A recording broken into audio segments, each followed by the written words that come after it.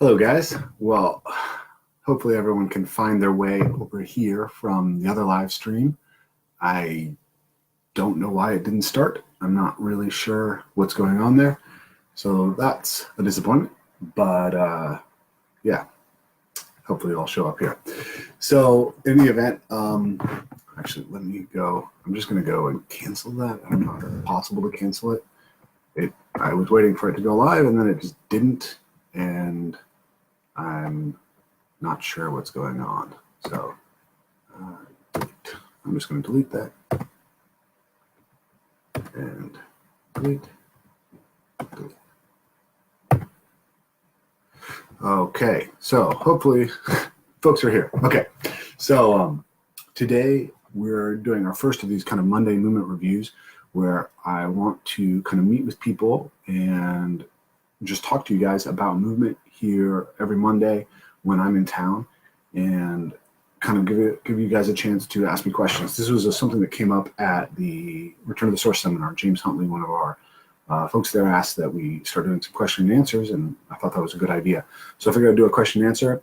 I figured before we got to the question and answer session, what I would do is just give you guys a little bit of a history about Evolve Move Play. So we've had some rapid growth in our followership. We've gone from 13,000 followers to 33,000 followers over the last 6 months or so. And I suspect a lot of you guys have only seen one or more of our videos and don't know that deeply what it is that we're all about. So recently I've got to have lots of conversations with people about what Evolve Move Play is all about, and I felt like I've really crystallized the articulation of what it's all about. And I wanted to share that with you guys and a little bit of a history of how Evolve Move Play came to be what it is and how it kind of wraps into my own life story. So I wanted to do that, and then I was going to open it up to questions for you guys. So I think it'll be about 30 minutes of me talking, and then I'm up for questions from everybody. So Evolve Move Play, essentially the thesis of the brand is right in our name. We believe that we evolved to move, and we evolved to develop movement through play. And then you could extend them and say that we believe that we evolved to move in the natural world, and we evolved to move as part of a tribe. And all of those are key aspects of what we're doing. So we're suffering as a society right now because we're disconnected from those things. We're disconnected from that evolved movement. For the first time in history, a huge amount of people in many societies in the world are sedentary. And we're finding that sedentism is very harmful. It's obviously harmful for the body, right? The tissues literally atrophy, right? Your muscles become small and weak. The connective tissue becomes weak. You develop chronic injuries. Chronic pain is a major problem in our culture. Obesity is a major problem in our culture. But the more that I've dug deep into this, the more that I realized that the problem of sedentism is something that's much larger than just the body. It's actually something that's affecting us emotionally and cognitively. If you understand the evolution of the body, you understand that, in fact, the cognitive and emotional systems are built on top of the motor system. And I came across a really interesting example of that recently. Traditionally, it was believed that negative emotion was primarily processed on the right side of the brain, which is associated with the left side of the body, and positive emotion is primarily on the left side of the brain, associated with the right side of the body. And we believe this is pretty much wired straight into the brain. But as it turns out, that if you look at left-handers, you find that it's the opposite, that they have positive emotion primarily on the right side of the brain, associated with the left side, and vice versa. So, and furthermore, if you look at people who are mixed-handed, who do some tasks primarily right-handed and some tasks primarily left-handed, you find that the kind of positive and negative emotionality is spread across both hemispheres of the brain.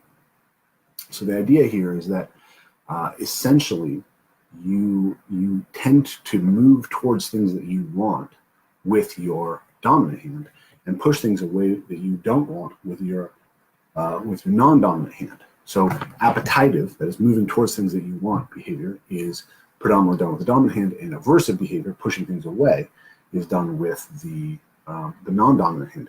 And those kind of basically are the categories of positive and negative emotionality. Positive emotionality measures how close we are to things that we want or having attained things that we want. And negative emotionality is how close we are to things that we don't want. So we're trying to push away the things that we don't want. So we actually have an emotional system that is wired on top of the motor system. And the cognitive system is the same thing. So if we understand that a human evolved for movement, and that everything that we do is conditioned off of movement, if we become sedentary and move in ways that are totally unlike the way the human beings have moved throughout our history, we're not going to just become dysfunctional in our movement and in our body. We're actually going to become dysfunctional in our emotions and in our cognitive systems. And so what we're seeing right now is not only do we have epidemics of obesity, we have epidemics of depression and anxiety. People are richer now than they've ever been. They have more leisure time than they've ever had. We have more power in our technology than we've ever had, and yet people are miserable. They're miserable because they're disconnected from themselves. And that's literally the body. We spend so much time, as I am now, in front of a screen, acting through a very small percentage of ourselves. And we become disconnected from the body. And when we do that, we suffer emotionally. And I believe we suffer cognitively as well. There's information that shows that, for instance, cross-lateral crawling patterns help us coordinate the hemispheres of the brain, and that's helpful in lots of different tasks that we can do. And recent information from a researcher called Tracy Alloway has looked at tree climbing and found that it increases working memory by something like 50%. Now, that's not a statistic that I'd hang my hat on and expect to be replicated for sure, but it's an indicator that there's much more going on with the connection between the motor system and the cognitive system than we realize. So all of that is a big way of saying we evolved for movement, and it's far more than just the body. It's far more than just a dysfunction of the body. And we evolved to move primarily through play. And this is another huge thing that people really don't understand. I would say that prior to, say, the 1880s, maybe, there was really no idea of, that's not precisely true. I mean, Jan's gymnastics goes back before that, but most people didn't have to worry about being fit until quite recently, and most the last, say, couple hundred years. And really the last 120 years, fitness was not a thing, exercise was not a thing, because people were physically active. They were physically active doing what they needed to do. So most people in America, for instance, were farmers up until the 1890s or 1880s. And what we've seen is that when you look at a farmer, farmers engage in a wide variety of physical tasks. It's perhaps not what we evolved for in the sense of like living a hunter-forager lifestyle, but there's still a wide variety of physical tasks that are involved in running a farm. But when you take farmers and you make them into factory workers, all of a sudden they're doing the same repeated tasks over and over, and that starts breaking down their bodies. So we have all of this pain and movement dysfunction that came when we shifted towards primarily factory work and like resource extraction work, working in coal mines. And then, when we were able to move away from that work towards sedentary work in offices, people were very relieved. Right? It's much better, it's much healthier, it feels better on your body. It's less exhausting to have to go to an office and do clerical work than it is to have to dig in a coal mine, for sure. So that was an upgrade.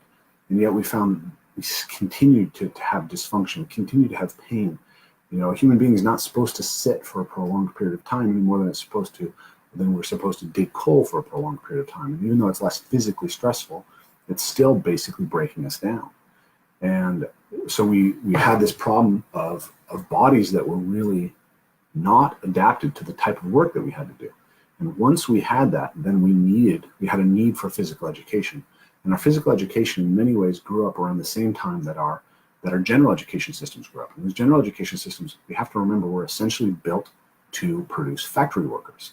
So we had this essentially mechanistic, reductionist way of looking at the body that was coded right into our physical culture from the very beginning of this approach to exercise. And I would say that reached its height in the 80s with the idea of like, let's just train the cardiovascular system with aerobics, or bodybuilders and training each little muscle individually. And the problem with that is that we just don't like it. We hate doing these things, right? With very few exceptions. Some people enjoy a bodybuilding routine and cardiovascular work and yoga, but most people, given the prescription of a stretch, lift weights, on a machine and run on a treadmill, won't go back. Like the entire fitness industry is based on the idea that because you're ashamed of your body. You're willing to buy a membership to a gym that you'll never use. And you'll never use it because it's incredibly boring to do. But, people were physically healthy and developed physical capacity throughout human history up until now effectively. And now we have the $6 billion industry that's essentially selling fitness to us, and we're the least fit people ever. So something is fundamentally wrong with the industry. I believe it's time that we fire fitness. It's the wrong approach. It has its applications, but as a broad spectrum approach, it misunderstands the problem. The essential problem is, how do you motivate humans to engage in movement behavior? And how do you get them to understand the movement behavior that will help them facilitate a healthy life throughout? And I believe that play is the fundamental place that you start, because it's an intrinsically rewarding system. People enjoy doing play. That's basically the definition of it. And intrinsically rewarding things we're going to tend to do repetitively. So we do the opposite. We take kids and we punish them for playing. We condition them to not engage in the type of behaviors that will make them healthy from a movement perspective for the rest of their life. When we say, see kids climbing trees, we say, get down from there, you're going to get hurt. When we say kids roughhousing, we say, don't do that, someone is going to get an eye put out. We see this type of play as violent, and we punish children for doing it. So we're taking away the very things that are the foundations of their physical capacity. We evolved for movement. We evolved to move in a way that's relevant, that's motivated in play. And play inherently teaches us, through the intrinsic reward system, to learn a lot faster. People learn movement capacity faster when we tap into play states. And then the last piece of that is we know actually what the most important movements for a human being are. What are the basics of human movement? Well, we can actually understand that by looking at play, because every species plays in a way that's specific to that species, right? A cat stalks and pounces and bites things as its primary form of play, because that's how cats get by in the world. That's how cats survive. That's how they catch mice. Or if they're a lion, that's how they catch a wildebeest. Same basic pattern.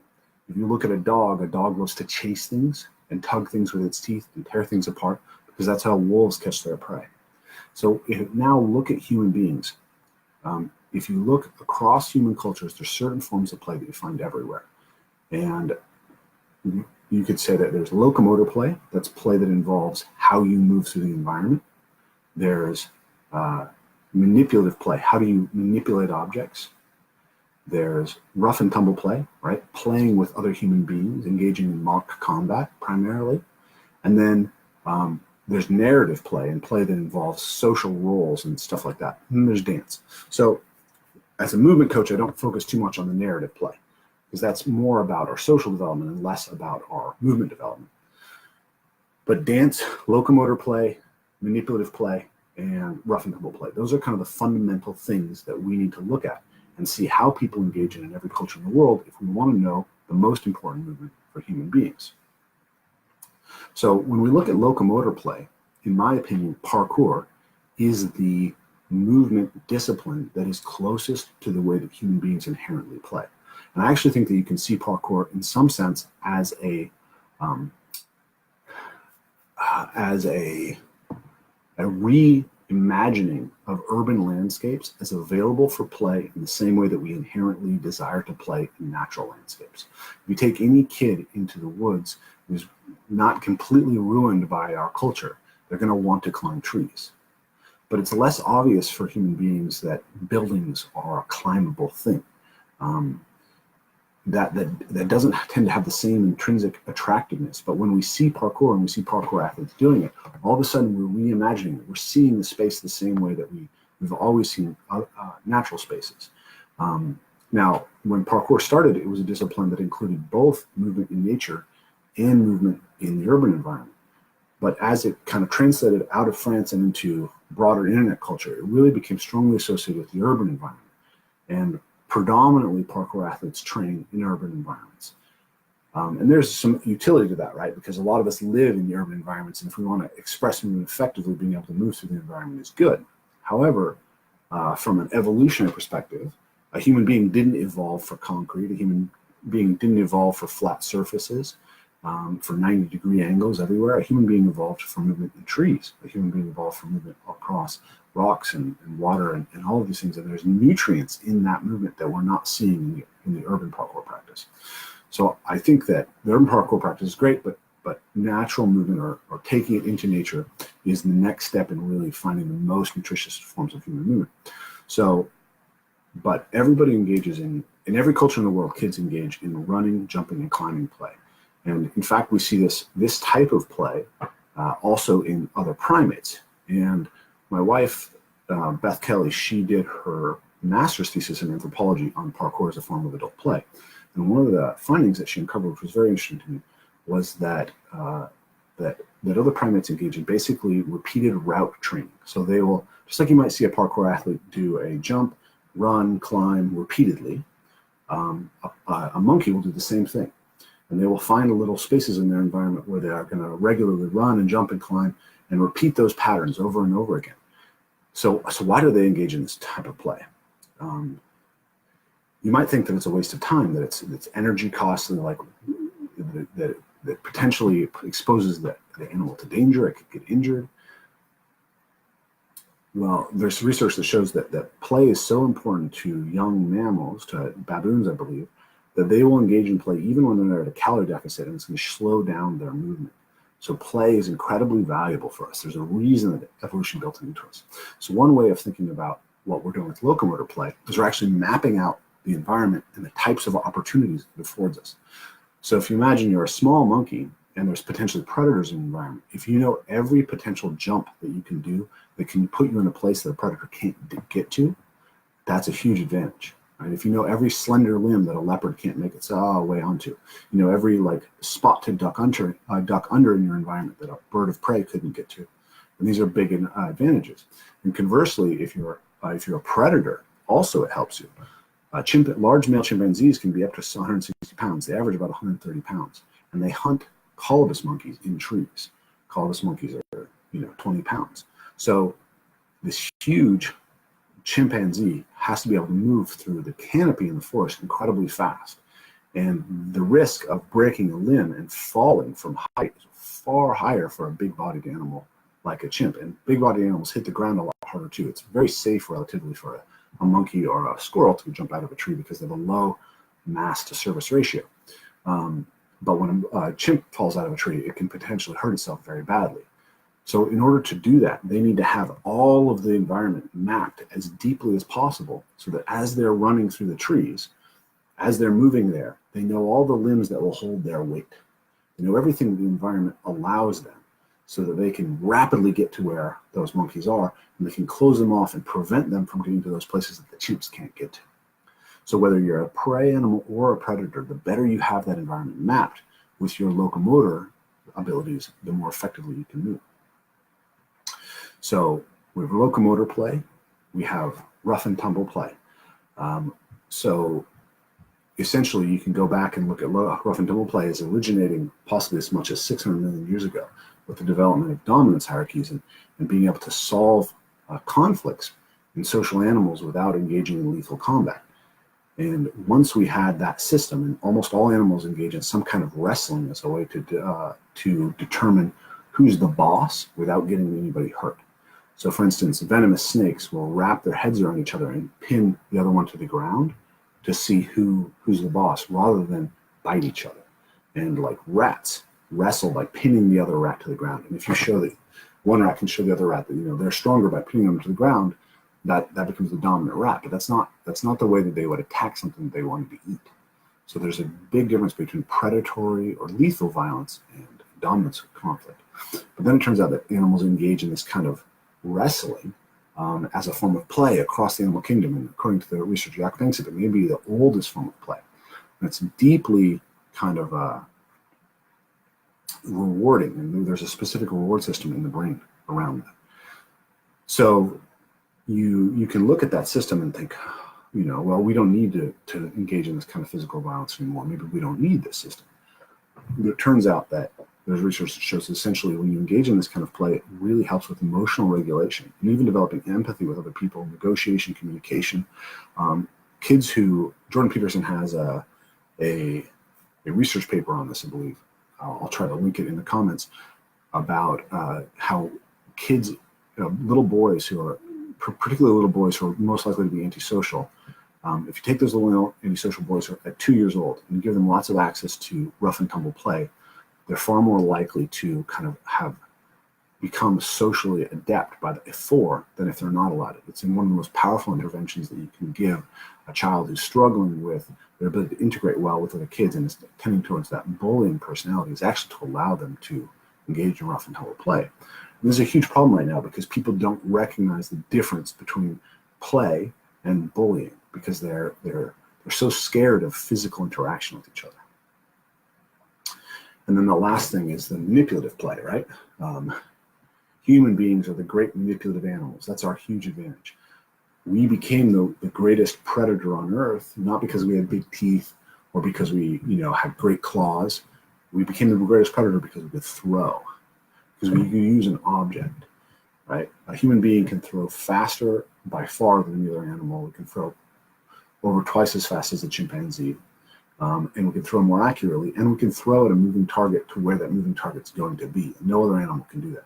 And there is some speculation within the paleoanthropological community that, in fact, that was one of the main drivers of coracle growth. The reason that we got such big brains is so we could solve the problem of where an animal will be in the future.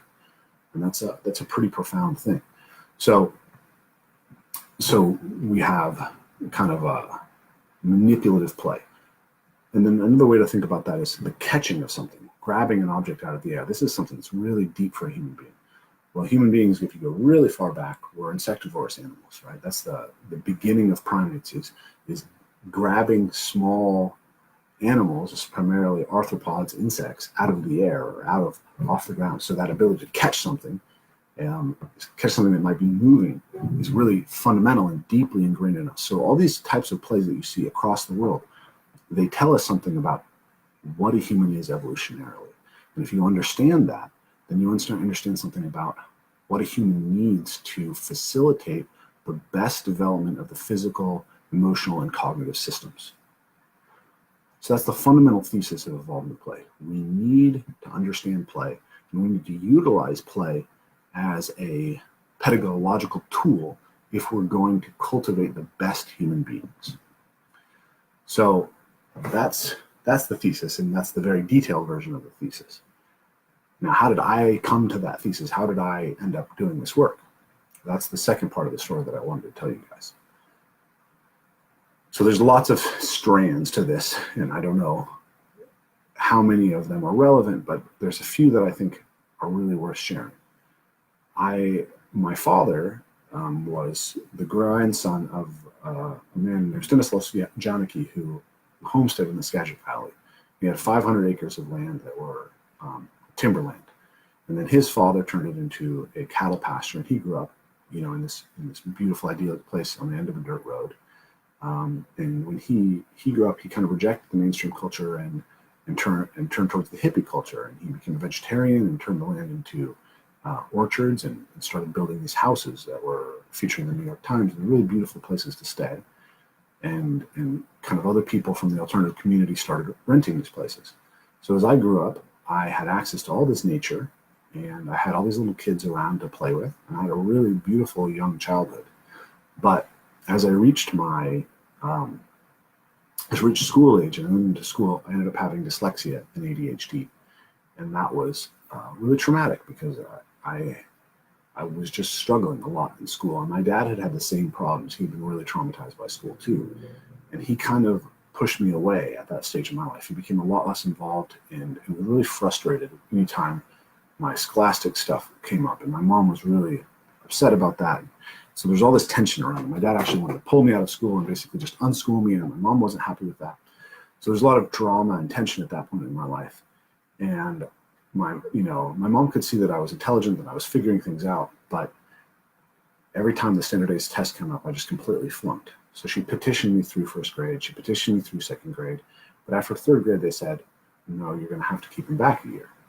And at that stage of my life, I had a man named Gopal who had rented one of our properties, one of our houses on the property, and he offered to essentially take over my education. And he did 4 things that really helped me overcome my learning disabilities and help me. And I think they in many ways set the grounds for what I've gone on to do. He cut my school hours down to 2 hours a day. And, so I went from 8 hours or 7 hours, whatever you're doing in school, to having all that extra time free. And so I spent that time in unstructured play in the woods. And I think that ADHD can be conceptualized as high movement need. There's research on rats that shows that essentially if you have a rat with ADHD symptoms and you allow it to play at the rate that it wants to play, its brain will essentially normalize through its development. But if you prevent it from playing and keep it playing at the same rate as all the other rats, its brain never normalizes. And then, so we know that maybe kids who have ADHD-like symptoms need play even more than other kids. And then more than that, there's also information that shows that time in nature replenishes our ability to pay attention. So if you're inattentive and you have a problem with attention, like attention deficit, something that helps you replenish attention is really valuable. So I found that very healing. And then the second thing he did with me was he really gave me a lot of freedom in the way that I learned. And he pretty much just set me tasks and kind of got out of the way. And he let me figure it out. And this is really important because if you're dyslexic, you basically can't read the way that a normal person reads. So if you're put through the same drills over and over that don't work for you, it's very frustrating. But if you're given freedom to do it, you can learn to read in a way that works for you. So that actually, I think, will come into how I think about teaching later in life. And then the next thing he did was he engaged in a ton of rough and tumble play with me. He would wrestle with me as much as I wanted, and I was really angry too. And I would fight with him very aggressively and call him the shadow and even black out. And as a place where I could express all this trauma, and he held that space for me. And again, we know all those things that I talked about earlier about how rough and tumble play affects executive control and emotional management. And so that was really, really powerful for me. And then the last thing he did was he read The Lord of the Rings to me. And The Lord of the Rings is this incredibly powerful story for me that was so motivational that I was willing to force myself to learn to read so that I could get access to that. I didn't want to have to wait for him to read the next chapter. I wanted to be able to read it to myself. And so by the end of third grade, or the end of fourth grade, I went from being unable to read according to standardized testing to reading the Iliad, the Odyssey, and the Lord of the Rings to myself. And so that led me into the Greek mythology and the Norse mythology and then Celtic mythology. And then I got interested in Celtic culture and history, and that led me to an interest in anthropology. And so by the time I was 14 years old, I'd read every anthropology book in the local library. And then I found another mentor in local government, Peter Browning, who gave me access to his ethnographic library, and I read all of his ethnographies, or many of them. I think it was 30 to 40 ethnographies between 14 and 16. So when I went to my first introduction to anthropology course at community college, when I went back to school, like the teachers were just like, what are we going to do with this kid? So that kind of conditioned my understanding of this cross-cultural aspect of it. And it led me to an interest in evolutionary biology, which made me think about all these things from an evolutionary perspective. And then parallel to that, I had started training martial arts when I was 6 years old. And I was training martial arts throughout my childhood. And when I was 12 years old, I became a mentor for other children. I noticed that they had the same craving for this rough and tumble play that I had had, and they weren't getting a chance to express it. They didn't have people in their life who would just wrestle with them, who would throw them in the air. And so I played that role for all these kids. And when I was 13, one of my closest friends died after a bicycle accident. And he had a little brother who was 6 years old. And his mother eventually called me 3 months after he died and said that Zach had been unable to fall asleep without kind of getting roughed up by his older brother. And so I became his surrogate older brother and started roughhousing with him. So I saw this theme of rough and tumble play that's very important. But then there's an interesting kind of dip in this journey, because at 12 years old, I really became sedentary. I had this feeling that as much as I admired characters like Aragorn and Frodo and Bilbo and everyone like that, that there weren't any dragons left to slay in the world, that there was nothing epic about the world that we lived in. And I wanted my first professional ambition was then to become a fantasy novel author. And then from there, I wanted to become an anthropologist. And my movement kind of fell apart, and I was just sitting on a computer all day, talking on internet forums about about the Lord of the Rings, and I remember this feeling of feeling profoundly trapped in my body, as if my body had become foreign to me, and I wanted to get out of that. And then the 1996 Olympics came up, and this was the great year of women's gymnastics, and we watched this. It was this epic thing, women's gymnastics last year, and the Americans were leading in the gold medal, and they were flunking, and they might not get it. And then Carrie Strug, sprained her ankle badly on her first vault. And then she ran down, and she was going to do the second vault, and she did it on this badly sprained ankle, and she landed, and she stuck it. And there was something about that was heroic, and it attracted me to gymnastics. And so at 15, I started training gymnastics. At the time, I was already 6'2". And I had the frame of a guy who's going to go on to be 220 pounds, but I weighed 150 pounds. I just hadn't filled out my bone structure. So I really struggled with gymnastics. But I kept doing it. And my brother also introduced me to jiu-jitsu and the early UFCs at the time. I started training jiu-jitsu and kickboxing. So I did those two things throughout the rest of my teens. And then at 18, my body filled out. I started getting strong. I started progressing a little bit in gymnastics. Started training more regularly. Went to university, and I was studying anthropology, and I took a year off to be with my future wife in Santa Cruz, and I got a job as a gymnastics coach when I was down there, and I found I had a real love for teaching gymnastics. And then I went back to university, and I was kind of struggling because I didn't really enjoy the academic fields, but I was in love with these ideas. And then I discovered parkour. My older brother showed me a video of David Bell. And for me, parkour was as if someone had taken the lid off of gymnastics and exposed the primal underpinnings. Parkour was the more real expression of the things that I was passionate about in gymnastics, the more relevant, more evolutionarily primal, if that makes sense. And I absolutely fell in love with it. I mean, when I started training parkour, it was the first thing I thought about in the morning, the last thing I thought about at night. I was just taken over by it. But for me, parkour was not complete. It was a signal to what a human's movement practice could be. But it was the locomotor aspect of movement, but not the rough and tumble stuff that had been so important to me, and not the manipulation and hand-eye coordination ball game stuff. So I always wanted to create, from the very early days of my parkour career, kind of a complete movement method. So I studied CrossFit. That was when CrossFit first came out, and I was really fascinated by the early CrossFit documents. I went back to studying martial arts. I trained out of a gym called West Coast Fight Club in Bellingham, which was part of the Straight Blast Gym system, which is what Conor McGregor's gym is out of. So I got deep into jiu-jitsu and Muay Thai. I did some Russian martial arts from Scott Sonnen's lineage, and dove into that stuff. Then I went on to co-found Parkour Visions, the first parkour gym on the West Coast, the third parkour gym in North America, and I spent 5 years as kind of the lead instructor there. And then eventually it was time to walk away from that, and then that was when I kind of realized that it was time to debut this bigger concept that I'm thinking about. So that's the history of how I, in some sense, came to do this. I had this background with rough and tumble play as a kid. I had access to lots of time in nature. And then I had this understanding that I developed very early on of a kind of cross-cultural evolutionary perspective on human movement and the necessity of some sort of heroic journey. Because for me, when I saw that first video of David Bell jumping from building to building, it was as if someone said to me, there's no Smaug out there for you to slay. There's no Fafnir, but there's a dragon in your own heart because you're afraid to do that jump. You're afraid to go up at height and jump like that.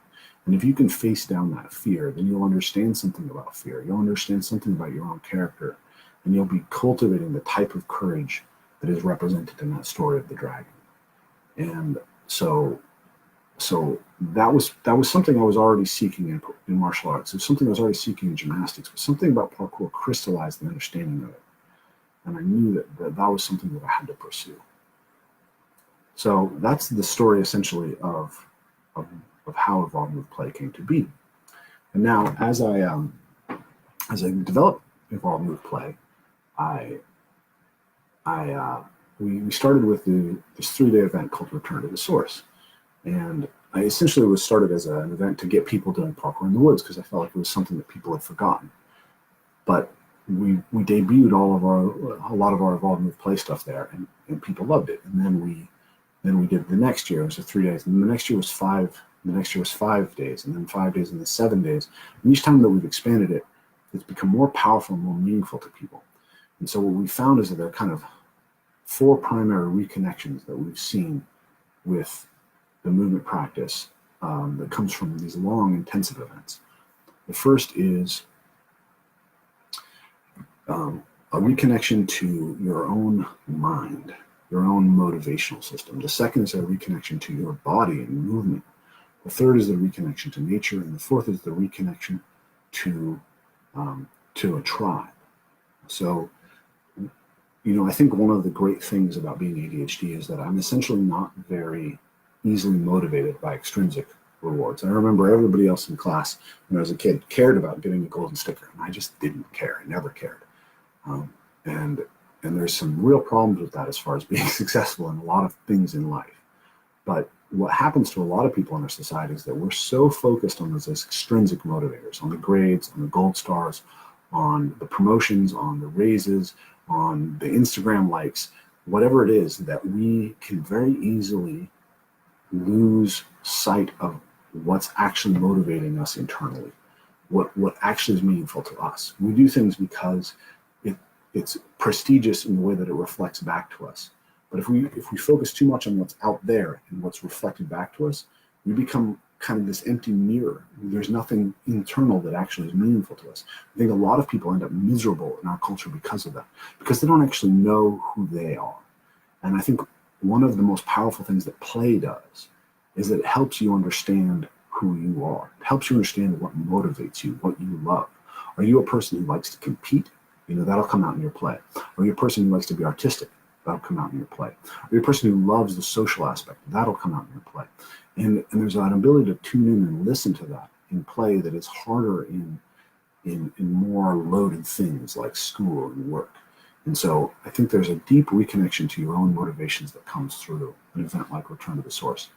And then the second reconnection is the reconnection to your body. Obviously, when you're moving intensely all day, you get to experience your body in a different way. You get to know your body in a different way. But I think the most powerful thing about that is that you get to reorder your relationship with your body and what your body means to you. Because it's so easy in our culture to see your body, again, as how well it reflects some external value structure. Is your butt good enough to get lots of likes on Instagram? Do you have ripped abs? Do you look good in this or that dress or suit? That kind of stuff, again, it externalizes our sense of self. And then so people's bodies, they tend to be kind of about a performance external to them, or they tend to be associated with drudgery because we have this kind of factory-based physical culture system that people hate. They associate movement with drudgery. They associate it with pain. They associate it with boredom.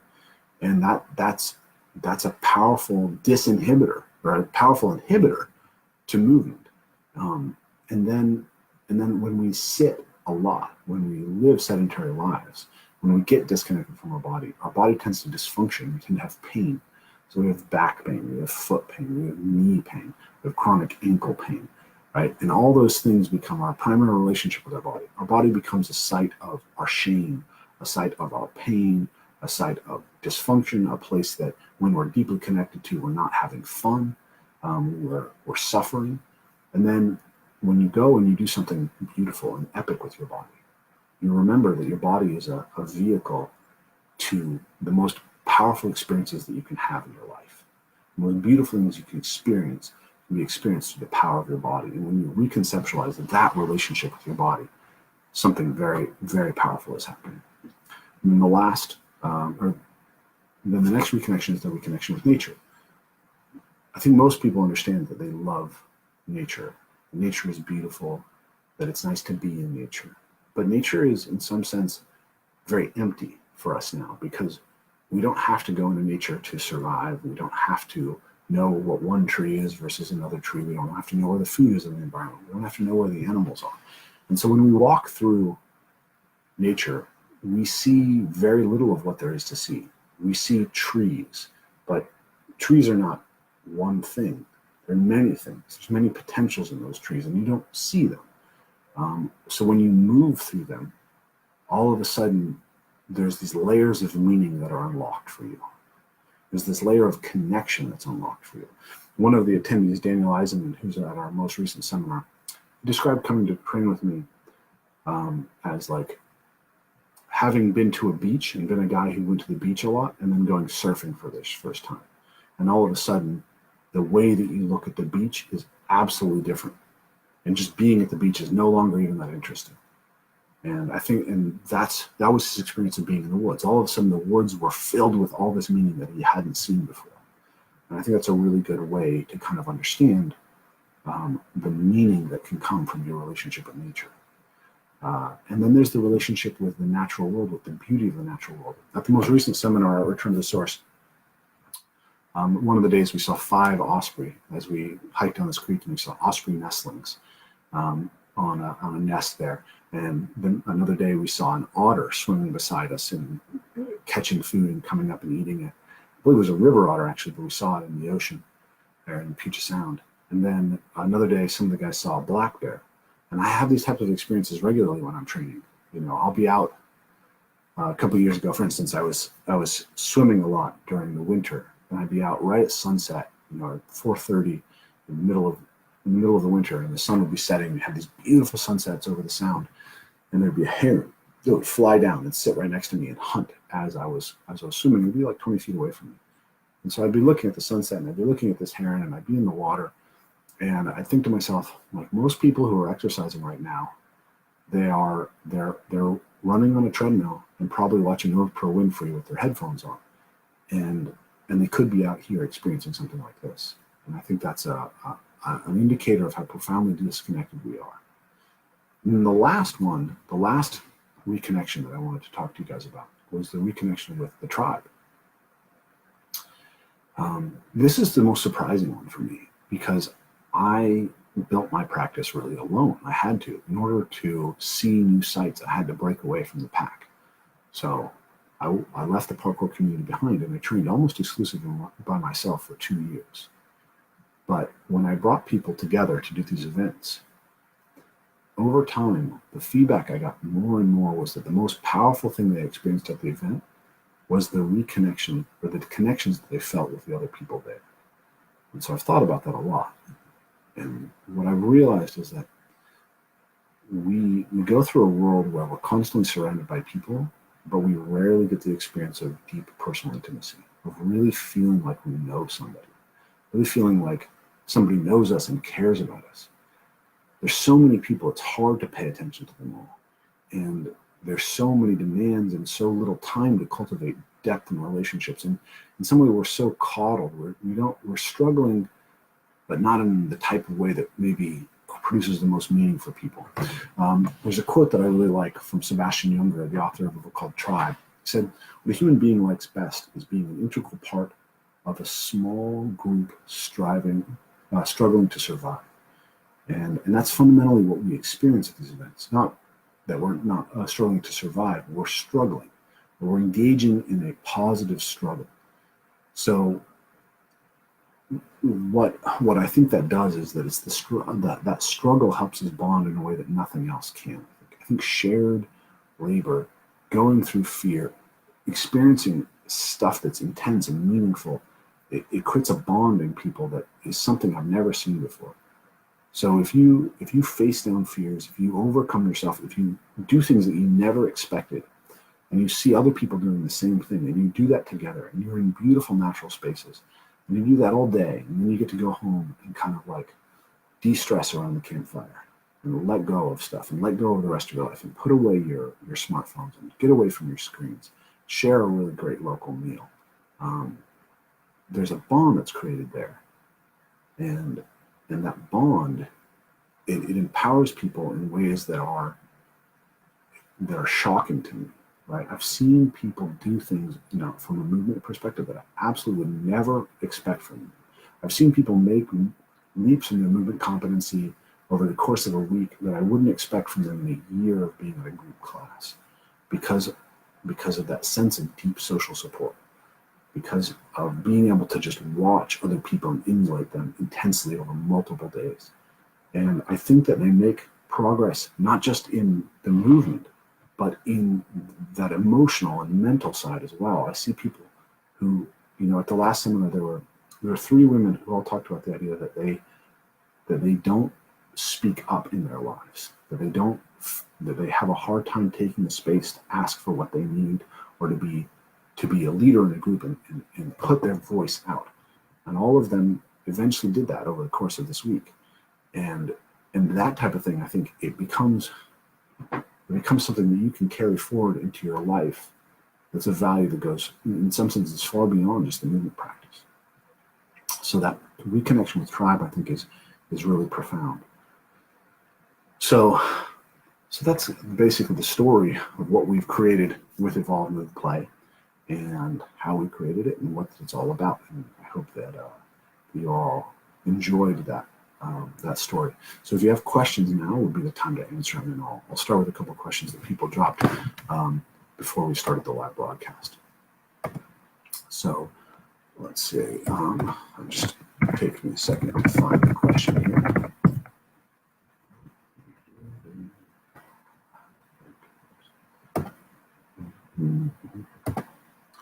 So Charles St. John, who's one of our students from last year's Return to the Source, sent us a message saying, okay, you want to know, he said, his question is, I think one of the most unique offerings is the roughhousing type of activities. And do I have any recommendation of ways to introduce these to people from less familiar or open to the idea of rough and tumble play? So let's think. It depends obviously on the person that you're introducing, right? If you're kind of in a social landscape of, say, young men, a lot of times you can just push them and they'll respond in a playful way. If you're in a landscape of older women, maybe that's not going to work as well. Generally, the resources I like to point people towards in building these practices is to go ahead and look for the local jiu-jitsu community. I think Brazilian jiu-jitsu is one of the best places to kind of harvest this sort of nourishment.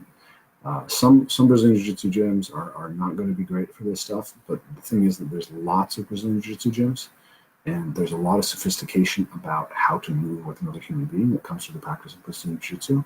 So if you're ready for a more intense physical practice, that's a good one. The second one is contact improv communities. Contact improv is a really great place to get started. And then actually any partner dance, I think, is a really great place to start engaging with the idea of physical communication. And also acro yoga or partner acrobatics classes, all of those are good. And you're going to find people who are going to be open to some sort of rough and tumble play. And that's also a great way to introduce the idea without introducing the idea, right? Rather than saying, let's roughhouse. You can say, hey, do you want to take a jiu-jitsu class with me, or do you want to take a contact improv class? Do you want to do this jam? Do you want to go to a tango class? That can be really unthreatening to people because it ties into narratives that they already have. One of the ways that I talk with trainers about doing this is if you're a trainer, you can essentially you can use a lot of these games as warm-ups. So a game that, for instance, we liked as a warm-up at Parkour Visions was a game called Elbow Tag. So get everyone down on all fours and have them tag each other's elbows. And when they get tagged on the elbow, they have to do 5 push-ups, 3 push-ups, 10 push-ups, whatever you want to do, or burpees, it doesn't matter. Now, this codes as an exercise game. And so it's less threatening than, we're engaging in rough and tumble play. But of course, they're starting to pay attention to each other. They're starting to have to touch. And they're starting to engage in a slight competitive interaction with something that's not very threatening. So we also like games of like the Zen Archer game is a great game. As a warm-up, you say this is a mobility game. Right? Or have them hit pads, have them practice movement and moving in and out of each other's space. You don't have to say that it's rough and tumble play. You can say it's a warm-up, it's a footwork drill, it's agility. And as long as it ties into a narrative that somebody has already has importance to, then it's going to be easier to get them to kind of go along with engaging the drill. And once they do and they see the benefits of it, then you can start unlocking and unwrapping some of the ideas behind it. So that's some ideas about how to do that. So then again, Charles has a question. What are some drills, exercises, etc., that are relatively unique to evolving play and that you have seen a broad applicability to and usefulness with? What an interesting question. So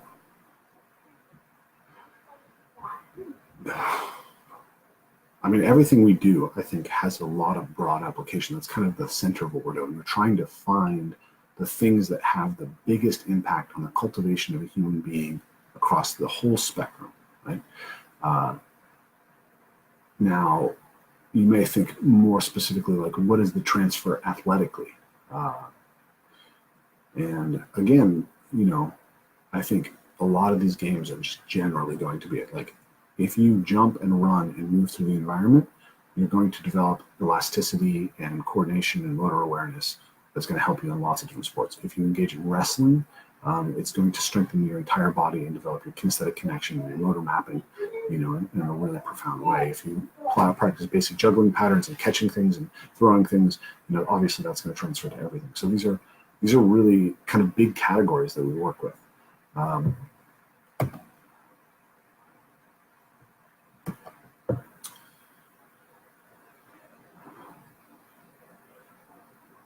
Maybe I'll just say this, like some of the guys who come to train with us, for instance, who come from like martial arts communities, if they're jiu-jitsu guys, they find that climbing trees strengthen their hands and their grip strength for grappling, and teach them body positions and mobility that help them with grappling. If you're any type of athlete who relies on jumping and running and explosiveness, basic parkour practices are really valuable for that. So hopefully that answers that question. And then the last question that I've got here is, this is from a student who's struggling with the idea that they're not able to make movement their profession, but how do they engage with movement culture, knowing it's not something they can basically earn a living from. So how can I make peace with the fact that movement culture is probably not how I will earn my living, and that I need to make certain compromises with sedentarism? So this is a good question. You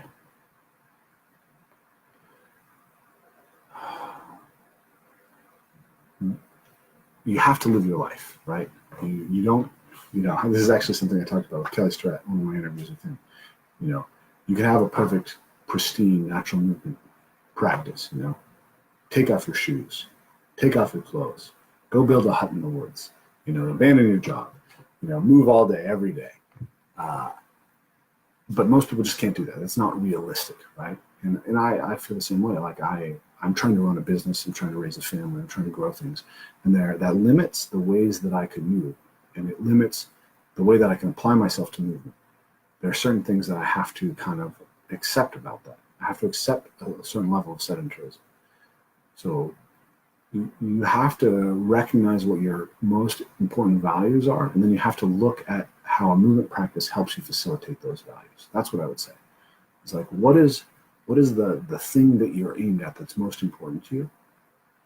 Now, if you understand movement and you've built your movement practice, say, how can I get enough out of my movement practice that it helps me attain that? Right?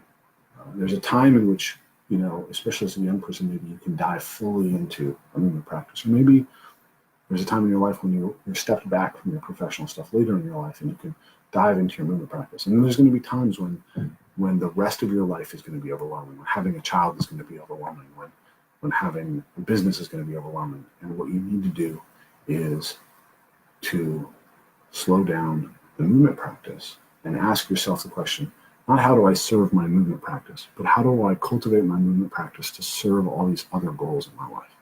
You don't need to abandon it. You need to shift it. And actually, I think that it would be worth mentioning Katie Bowman's work in reference to this. She talks about this idea of stacking your life. Can you get movement in places that allow you to facilitate other things? So gardening is movement practice, right? Can you grow food for yourself? Taking your kids for a walk is part of your movement practice. It may not look beautiful and flowing like parkour or Tai Chi practice or whatever it is, but everywhere you can harvest a little bit more movement and serve another purpose, then you can gain more movement in your life without sacrificing part of your life to your movement practice. So when the rest of your life is overwhelming, the question you should ask is, how can I stack movement into that? And how can I utilize the movement practice to serve the other things that I need to do for the rest of my life? So thank you guys very much. We don't have any other questions coming up, so unless anyone wants to drop a question, I'm going to sign off here pretty soon. And if you guys have more questions after watching this, you can always drop them in the comment thread, and then I will answer them the next time we do one of these. So thank you guys very much. Cool. Talk to you guys soon.